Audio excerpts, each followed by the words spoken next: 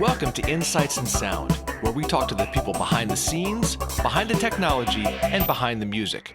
People you may not know, but you should. And please check out insightsinsound.com for a full list of our podcasts and YouTube series. And big thanks to our sponsors, Mackie, Roland, Mojave Audio, Ozbot. We are here at the Treehouse with Suzy Shinn, producer, engineer, dog lover. Yeah. Let's talk a little bit first about your background. You've done you've done Fall Out Boy. You've done you did something with Katy Perry, I think. Yeah. Weezer. Yeah. You've kind of been a little bit all over the musical map, kind of in certain ways. You know. Yeah. Really interesting stuff. And you've been doing this now for what, like 10 years or so? I think probably a little bit over that, maybe around then, something like that. So you started when you were like 12? Yeah, so I started when I was very young. No, but I did. You know, I was recording and like using GarageBand or whatever when I was 12. Wow. Yeah. Okay. Yeah. And yet you're not on Logic. I'm impressed. I know. I switched to Pro Tools. And you have this wonderful studio, multi-floor studio full of so many cool toys. I don't even know where to start. Yeah, so are really you like cool. a gear geek?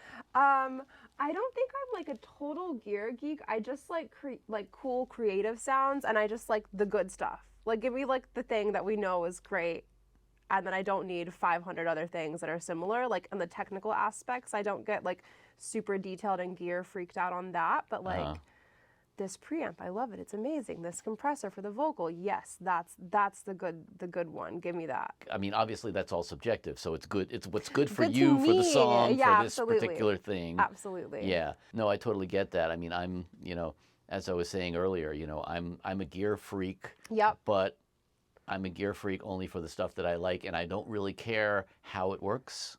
Right? Yeah. And It's especially with like creative sounds, or like that's why there's so many pedals, or like, and that's what I want to start doing, like building the outboard gear, and not just good preamps, good compressors, but like what is gonna like fuck up the sound, you know? But you're very hardware oriented. I mean, it doesn't look like you do a lot in the box. That is true. I do some in the box. Like there's like some plugins going on. There's some programming I'll do in the box, but I love playing stuff, and I love like the artists that I work with, I think are also from the background of like they play instruments. It's not like here's the beat. Oh my God. I know, it's shocking. Well, there's a very in pop music and maybe even like rock or alternative, there is this like kind of artist that really relies on a producer to play every instrument, and the artist might not play anything, which is totally okay. But I made my money on those people. Absolutely.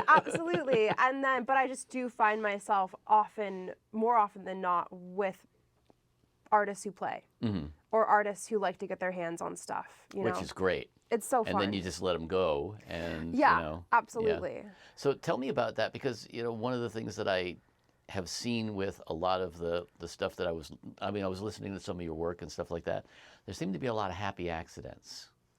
Oh.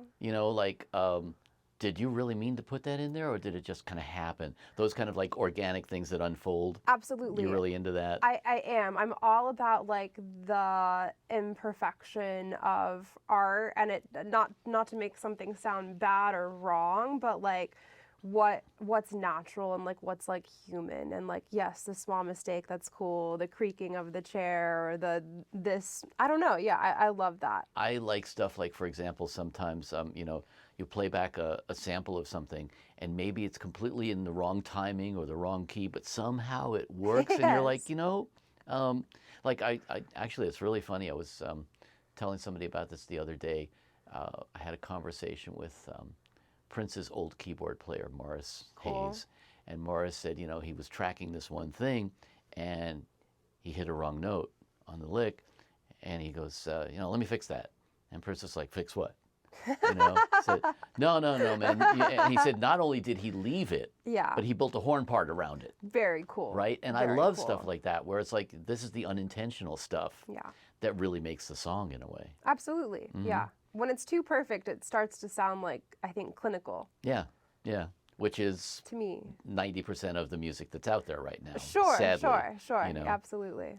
So what's your background musically? Musically, I don't come from a musical family at all. My grandmother was the organ player in the church, and so she had an organ in her house, and she would like be like, go play. I had like marker, I would write on the keys kind of thing, and I would probably be playing like terrible stuff, but she'd be like, no, that sounds so good, keep playing. And I would just like experiment with like the little drum machine, the little layer, you know, it was like a cool organ. I want to bring it out here.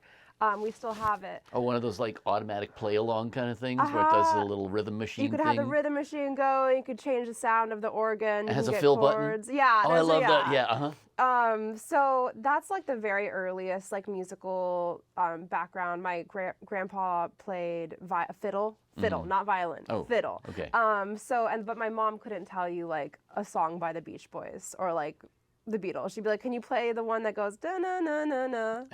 And that was the extent of like the history of music I had growing up. So you self-taught? She got me in lessons. She got me in voice lessons. That was my after school thing in preschool, and I was obsessed with it. Like I was obsessed with it.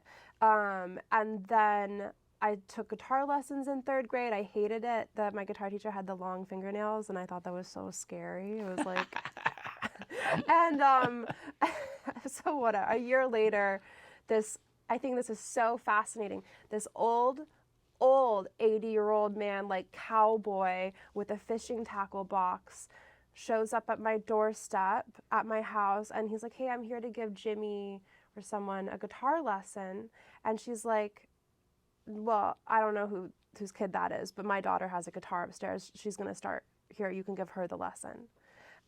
Wow. And I started taking guitar lessons again. And like I stuck with it. My mom made me stick with it. So that's where I kind of like learned guitar. I discovered whatever. I started listening to Britney Spears, Blink-182, that kind of thing. And then with Blink-182 led into Bright Eyes, I don't know, brand new stuff like that. And that's somehow I started writing songs there. Mm-hmm. I like fell in love with the guitar. Interesting. So you went from like hating it to loving it. I hated it, and I was learning country, finger picking. I was taking piano because the guitar teacher was also teaching me piano. And here I am. This being dude like with a the total tackle brat. box? Yeah. Really? Yeah. Wow. Okay. He's an angel. I'm sure he's passed away now, but yeah. And then I switched to like learning jazz guitar. I was taking drum lessons. Ooh. Yeah, I like thought diminished 13th chords and yeah, stuff, right? like All right. I had this teacher, Jerry Hahn, who's like an amazing guitarist, and he taught me. And I was learning to get into Berklee because I thought you had to go to music college to be a rock star. Like I thought you had to go to college to whatever you wanted to do. That would count a whole lot of us out. I didn't know that. Damn. I didn't know. Uh-huh. It's so funny. Even in like, I remember like in middle school, there was like essay project. Who do you want to be when you grow up? And I wanted to be Jimi Hendrix. And my teacher's like, you can't do that. You can't be that person. Choose someone else. And I was like, okay, Angus Young. And they're like, no, you need to pick a good influence. And I like landed on John Mayer. And that's where I discovered. Okay, you picked the wholesome dude. All right, cool. You know. I like, and he went to Berklee, and that's where I found out about Berklee and stuff like that. Okay. But yeah. Okay. Oh, that's funny. But what was wrong with Jimi Hendrix and Angus Young? Just that They're they were doing druggies drugs. or what? Yeah, absolutely. Oh, they're doing okay. drugs, they're banging women, they're partying, they're rock and roll. Newsflash. John Mayer's no angel, okay? Absolutely. This was his first album That's so era, funny. though. This was the first album, white-collared, button down. Right. I had to dress up like the person I wanted to be also. And really? A white collar, button down, an acoustic guitar, and as guitar players go, I mean, that's pretty good. I mean, he's a damn good guitar player. Absolutely. So, but then again, Angus has his sound too. Angus rocks too. Yeah, It's so funny. Oh, that's great. Yeah. So yeah, that's kind of where music took off. I would go to these like local shows all the time. Any bands that would come through my hometown, Wichita, Kansas. And Wichita, Kansas? Wichita, yeah, very, very small town. Wow. Yeah, I've been through Wichita. Absolutely. Note the Who through. hasn't? Yeah. Yeah. Yeah. And those bands were like alternative, indie, emo that would Sure. come. Sure. And Shoegazer stuff. yeah, yeah. And that's where I kind of like my music taste grew from, because that was the music I got, you know? Yeah. And then started posting songs on MySpace and using GarageBand, and like I got a little following, or like got people coming to my shows, and I was playing out, and I had a GarageBand where I would play Green Day and Blink, So you didn't have a band, you were just playing along with your tracks, or what? I was forcing people in my grade to be in my band. And firing them. Like I fired a drummer Really? who couldn't play in time, and his dad called me and was so mad. Oh, I love it. Yeah, it's very, very foreshadowing. That's hilarious. Okay. But now GarageBand was also where you started figuring out how to do arrangement and production and stuff, then I would assume, right? Yeah, I think so. Yeah. I don't know, an arrangement of a song always seemed like very natural to me. But yeah, GarageBand, I had Logic. I think my like uneducated pre-YouTube brain couldn't really grasp Logic at the time as a 13-year-old. Even though it's really just GarageBand on steroids. I know. Right? I didn't know what an interface. I didn't know I had to have an interface, Oh, okay. And when someone said interface, I was like, I don't know what this means. And I had this long Motu interface that was probably for live sound, more so, that Guitar Center guys told me I needed. Oh, okay. And yes, so I didn't learn a lot about that formally until probably college. So you grew up with this concept of learning production by playing along with basically prefab beats and stuff like that. Yeah, or building it out on my own. I would build things out. I would put my acoustic guitar down. I would put whatever, blah blah blah. The electric. Right, put something else behind it, Yeah. and then Yeah. Okay. Yeah. Because you really do, obviously, from what we were talking about before, you really understand the value of humans playing together. Yeah. And that's one thing that, I've always been kind of a stickler about, is the idea that there's so many people, especially in today's generation, who have never really played with other musicians. And they don't get that magic of like people because vibing. It is magic. Yeah. And like people will walk in all the time, like a one-person artist with me, and be like, I want to sound like Radiohead. And I'm like, okay, well, I'm not that good of any of musicians, so, and are you that good? So it's like there's this beautiful chemistry with Weezer, with Modest Mouse, with Radiohead, like that people capture in a room or together playing off of each other, that like I don't want us as like a society to lose that. Yeah, well, we were talking earlier about neurodiversity. Yeah. And one of the things that I've found in a lot of the workshops that I do is that a lot of people who have played music, grown up playing music, have grown up with things like GarageBand, and they're so used to being in their screen that not only don't they understand the vibe of playing with other people, but they also don't really get, like, when you're playing with somebody and you just, you have a facial thing that goes on. Like, no, for sure. Right, and people don't pick up on that, And so the whole idea that you've worked with artists who, like, Weezer is a great example, right? That band, they really have a chemistry between them, and they always Absolutely. have, And watching them play off of each other is, there's magic that happens there. Those happy accidents we're talking about. Absolutely, absolutely. No, it's incredible. It like hits all my dopamine when I like witness it and experience it happening. So how did you?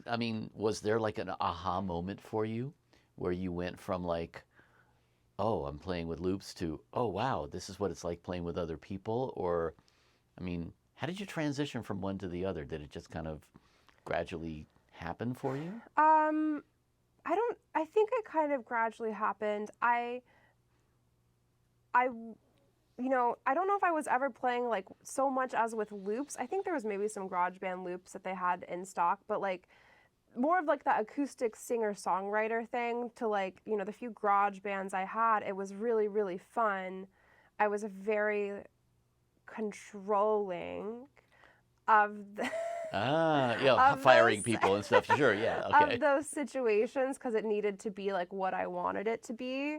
And then I don't know, when when I really got used to like playing with people. And I don't know if I really ever did. Even now, I'm pretty shy playing in front of someone. Also, when I'm like in front of like Rivers Cuomo or like Isaac Brock, I'm like, I don't want to play guitar in front of you. You know? So yeah, and I think like too, like with my friends, like who I feel really comfortable with, it happens more naturally. Mm-hmm. But you obviously knew what you wanted like pretty early on. Yeah. Okay, so you're a control freak. I Gotcha. am. Okay. I had like these beanie. I'm like thinking of this now. I had these Beanie Babies that I built a stage for, and they each played an instrument. And like at the end, I'm like, how cheesy is this? Yeah, I absolutely.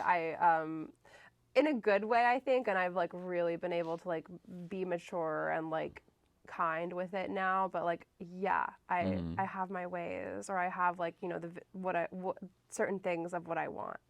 Well, now that's an interesting point right there about being mature and kind with it, because I think that's one of the production ethoses? Yeah. Ethosi? I don't know. But it's a production ethos that I've always felt is really, really important, is being able to get that thing out of the artist. And you can't force it.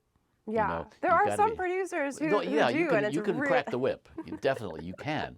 And yeah, there are some producers who are like total slave drivers. Yeah. But you still kind of got to make it be their idea. You have to make it their idea. And like, I have seen people cry in sessions. I've seen people do 100 takes in a row and break down. I've seen like producers say really mean things, or just like things that are unnecessary. Mm-hmm. And that's cool. No hating on that, but it's just like, I think I can get the same result by not making someone feel like a piece of shit at the end of the day. That's a concept. It's just a concept. And yeah, it needs to be their idea. And I'm an incredibly patient person at the same time. So like, I will never shoot down an idea. I will never be like, no, that's wrong. Even if I'm like, that's so wrong. That will never work in a million years. But you still I'm gotta like, let them let's try try it. it. Yeah. Let's try it. You still got to let them try it and have them say, nah. Yeah. Right? Absolutely. Mm-hmm. Absolutely. And like, I think like two things that really also helped with getting there is, I took an improv class. Oh, yes. And yes. I learned the concept of too. yes and. Yeah. And I learned the concept of how quickly no shuts down creativity and how it kills the conversation. Oh, that's a great point. Yeah, yeah. I love that. And then I will not be doing any magic today. I took magic classes. I was like obsessed that Rick Rubin, loved magic. My manager is an amazing magician too, That's randomly. Funny. We were talking about that earlier because Charles worked doing some editing with Penn and Teller. Oh my God, that's so cool. Yeah. That's so cool. And I had this one magician on one of my shows too. And, my God. And I love that kind of stuff because it's showmanship too. It is, and it's like psychology. Yeah. Totally. It really, really, really is. Totally. And that's a big part of production. It really is. It is, the idea of how am I going to get this performance out of somebody? Yes. It's so heavily into psychology, you Yep. know. And yeah, being able to understand that, I think it's interesting that you have taken all of that stuff as part of the package in a way. I love to learn. And I love the human brain. And I feel like, you can play a guitar part, sure, that's great. But like, there's so much other things that surround it that make something special, or I don't know. Yeah, yeah. And what I'm always fascinated by is there's the left brain stuff and there's the right brain stuff. Yeah. And especially in making music, we are such a mix of that. It's like the technical aspects, the left brain stuff of like learning to play an instrument and learning all this stuff, right? Yeah. That's all totally left brain. Yeah. But what are we using it for? We're using it to create art, and art is so totally right brained, and art is so unpredictable, and it's like, where does it come from? You know, you mentioned Rick Rubin. He mentions in his book about the whole idea of there being this sort of creative unconscious, and stuff just comes through us. I fully believe that too. I do too, yeah. I fully believe that. There's another book by the woman who wrote Eat, Pray, Love. I read it, but it's like her kind of memoir or something. But she was like, God or the higher being or whatever you want to believe in, like comes down and like will sometimes give you an idea. Yeah. And if you don't act on that idea, if you don't turn it into a song, if you don't turn it into a podcast, an app, like, it's just going to go to the next person. And maybe you're not the person who is supposed to be the channel for it at that particular time. You know, that's happened a lot too, you know, where like you start a song and then, you know, it's just like, okay, this is not going to work. Absolutely. Like that, yeah. Or like that cool movie idea you have in your head. It's going to end up being a Jordan Peele movie. It's going to go to him. Or it's like, I've seen like song titles, and I'm not saying I'm like even that good of a writer, but like song titles I have that I never ended up doing with. And I'm like, oh, Billie Eilish has that song title. And I'm like, because like if you don't act out on this creative stroke of whatever it is, it's going to go. Yeah. Yeah. And sometimes, you know, sometimes it's just not the time to act out on Absolutely. it, right? You know, I mean, you can try and pull teeth all you want. Sure. But sometimes it's just not going to happen. Yeah. And you can try, you know, you can try all these different things, but maybe it's like, okay, I'm not supposed to get that idea. I'm supposed to get this one over here. Absolutely. Absolutely. You know, but and just saying too, like, don't just be like, oh, that's a great song idea, and then you go about your day.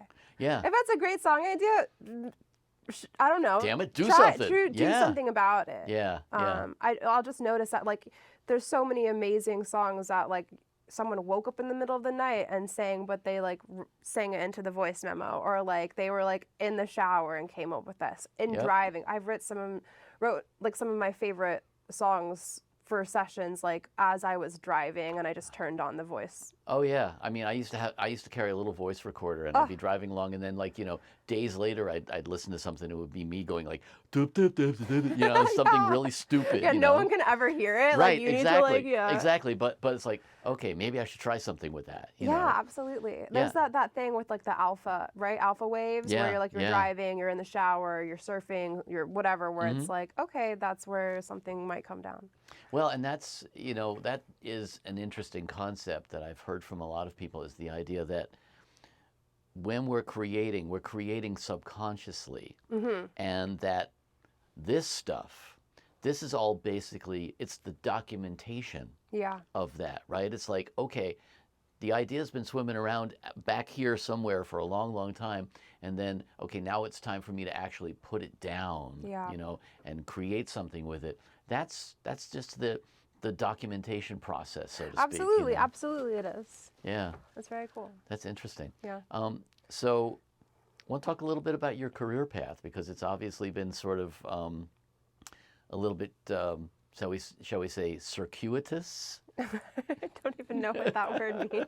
Like, it's not the shortest distance between two straight lines, yes, right? No, it's like all over the place, you know? Absolutely. Yeah, you want me to just like break it down Go real for it. quick? Yeah. Okay, so you know my childhood, you know, going to summer camps too for music, whatever. I get into Berkeley.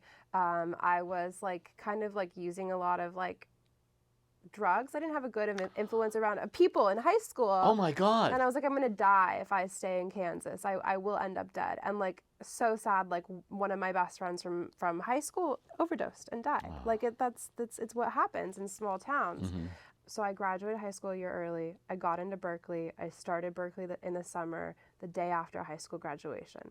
And I was there for like a year and a half, running out of money, using all my poor mother's money. Like, she took a lien against her like life insurance to get me through another semester. Like, you know, really trying to make this like dream happen. I was completely overlooked. And even if the guys see this, I think it'll be funny at this point. But I was a student of many. No one knew my name. No one thought I was doing anything worth anything. I was just like a blend in the crowd of college students. Okay. You're not your prize student. That's valid. Yeah, and I got an internship at a studio in LA for the summer.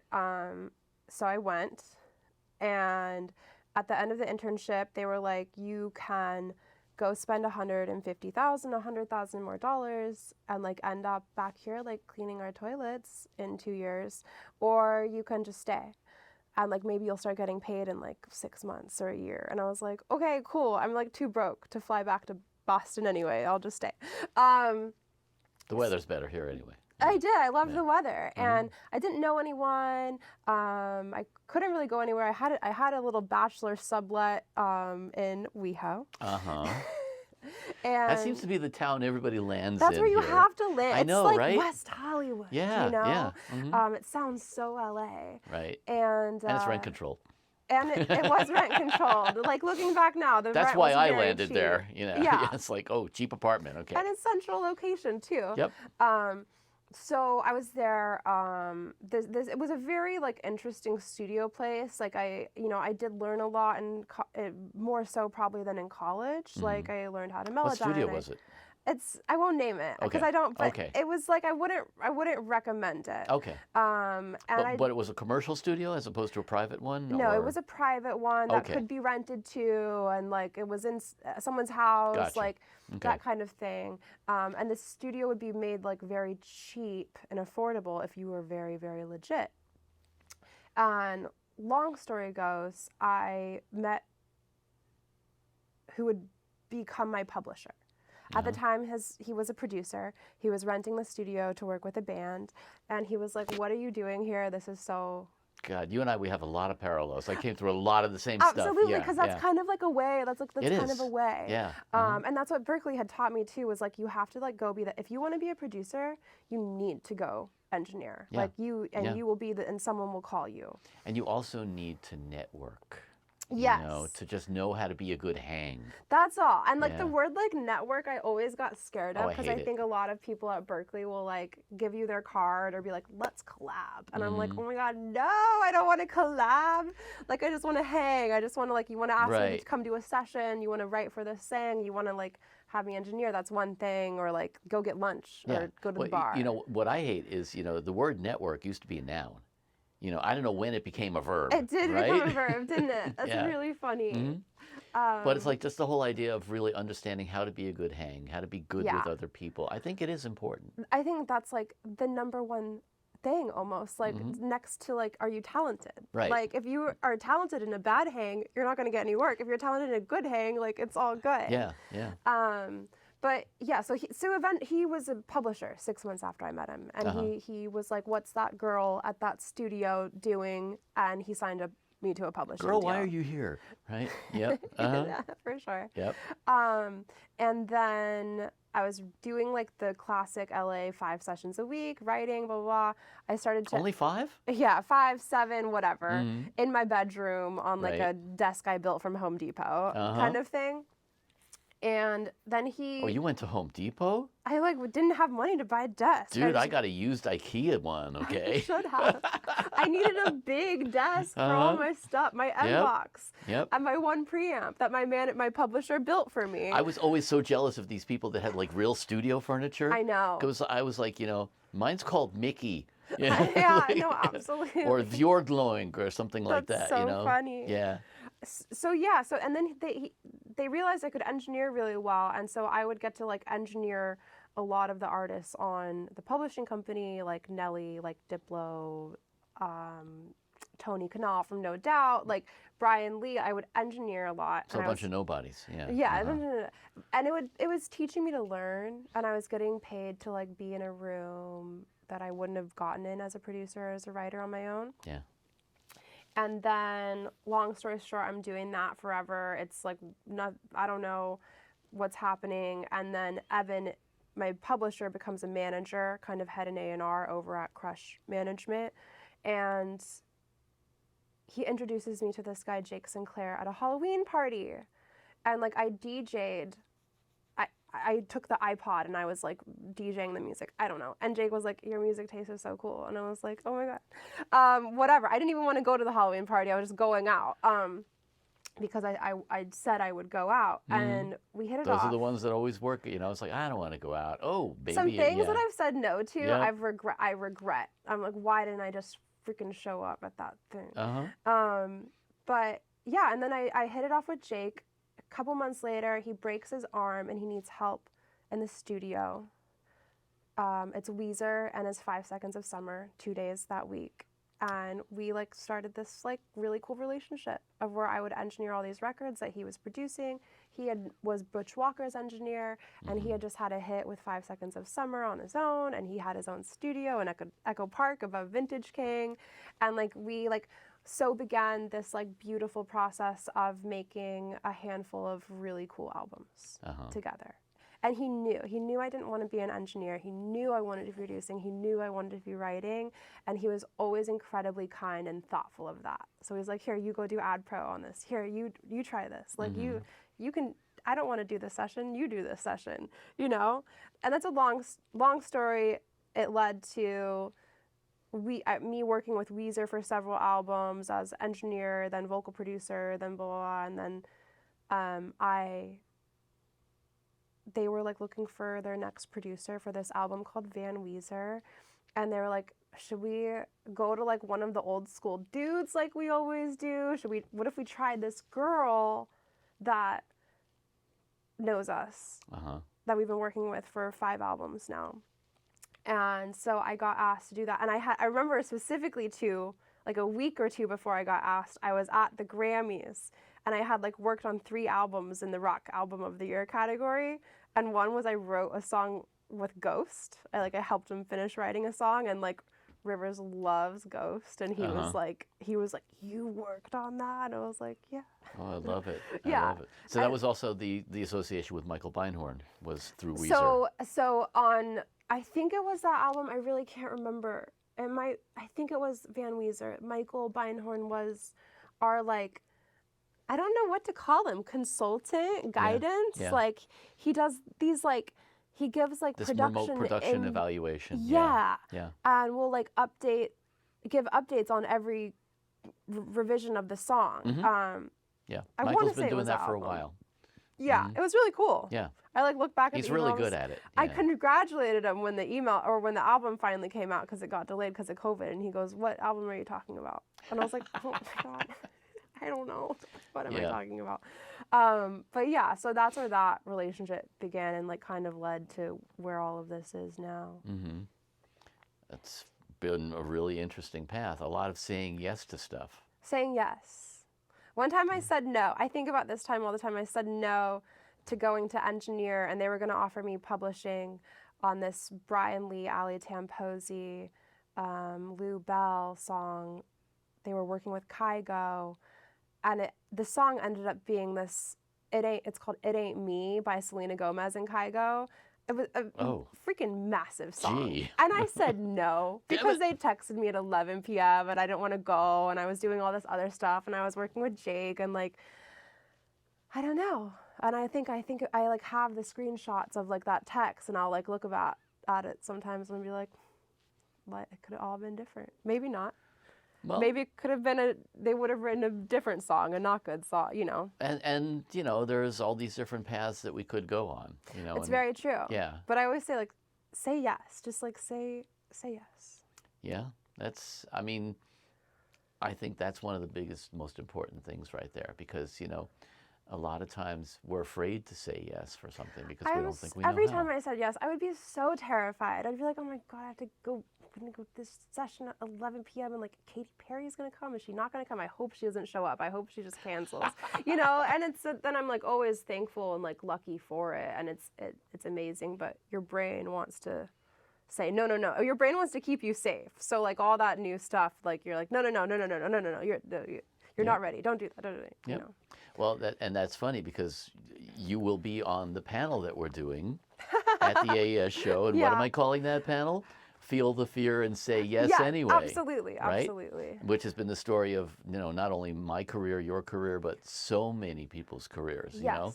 Because really it's like, what have you got to lose? But we're always afraid of what? Of looking bad, of screwing up. I don't know, you know. Yeah, absolutely. I'm still like, if there's like a sick session I'm excited about, I'm like, oh, I'm gonna kook it so hard. Oh God, this is gonna be so stressful. I'm like panicking, you know, the whole like probably 24 hours leading up to it. Not total meltdown panic, but it's that back of my voice. Well, that's the stuff we were talking about earlier with neurodiversity. You know, the two big traits in neurodiversity are anxiety, Yes. right, which is worrying about a future that we have no control over anyway, right? It's so true. Right? And then imposter syndrome, Yeah. which is like we are, for the most part, most of us who work in this kind of artistic field, we are the epitome of the imposter syndrome, right? Absolutely. Like who, me?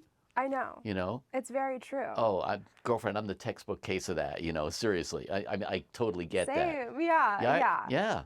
Yeah. And it's like that's really part. I think it's part of our DNA. You know. It is. It absolutely is. And it's terrifying. It's so funny. I told you before we did the podcast today, like I did like 14 hours of psychological testing, whatever. And like I saw my therapist notes to the psychiatrist or psychologist, and they were like, we believe Suzy has GAD, which is anxiety disorder. And I was like, oh, do we believe Suzy Really? has GAD? Yeah. You think? Yeah. But yeah, it's very interesting. And your brain doesn't care if you're happy. I learned. Right. It cares if you're safe. Right. Exactly. And it leans negative. And that's just it. We adapt these behaviors because they are a defense mechanism to keep us safe. And if we don't take the chance, if we say, you know, stay here in our little safe box, then we're not going to get hurt. It's true. And there's like, I think too now in like modern times, like 2025 especially, like this, like I'm setting boundaries, I'm setting healthy boundaries. I need me time. I need decompression time.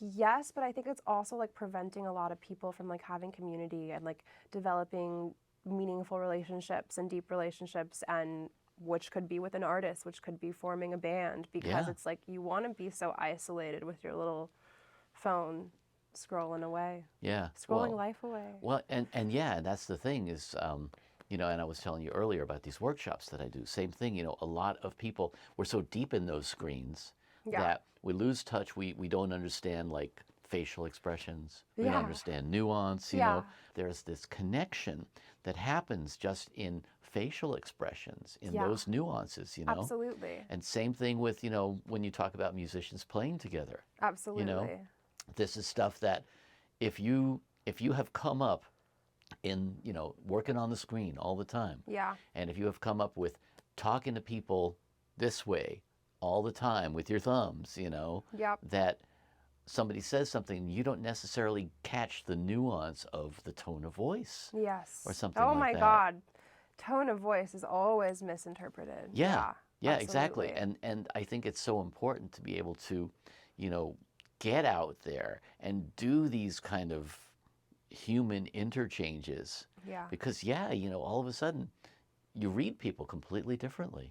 Obviously I think that's key to, you know, part of your success, in the sense of like, okay, I've learned how to actually not just work with people, but communicate with people. Absolutely. Yeah. And even like, I think like when I do vocals or when I do any kind of tracking where I can see everyone, like especially vocals, like there's a lot of the time where I don't need to verbally communicate what I'm about to do. Yep. You kind of just like look at each other, or you just like sigh, or like what, like maybe not me, the artist, you know, and like that means like another take, or like, you know, it's very interesting. Yeah. And you know, because the creative process is so fragile in certain ways, it's like that little sigh could totally change everything. Yeah, right? Absolutely. You know? Or like, you know, I remember a lot of times when I've been working with a band that's tracking live, I will have somebody else running the recording, and I'll go out into the room. Yeah, you for know? sure. And I'll just like, I remember one particular time I got in front of the drummer, and I was just jumping up and down like a fucking ape, you know, to just like egg him on. Yeah, no, you for know? sure, because you can hear that. You hear that in the recording. Yeah, you do. And you know, I think sometimes that's exactly what it takes. Absolutely. Is to make that sort of human contact with them. You know, That's that's the artist's thing. Very true. So I'm going to wrap with the question that I usually wrap with, because I think we've kind of got a great segue into it here.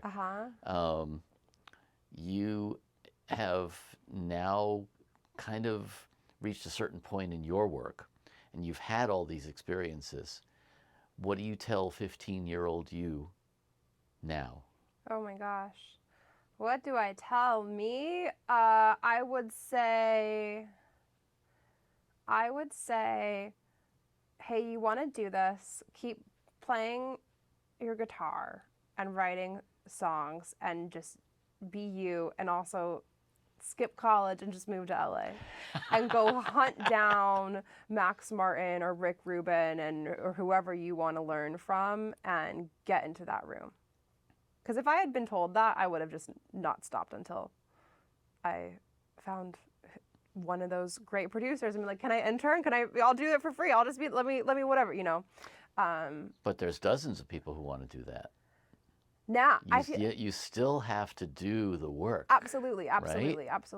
You know, and but you just did the in my work. brain, I was like, you have to go to college first. You must go to college, and then you can find the assistant job or the intern position at the Village Recorder or United or East West, and that's how you will advance. Like for some reason, I had all these like proper rules in my head that I didn't know I could break. Yeah. Well, and that's the big one right there is, you know, learn the rules and then break them, right? I know. I should have broken them earlier. Well, I don't know. I think you've done well with breaking them. Yeah. Yeah. It's true. Awesome. Yeah. Okay.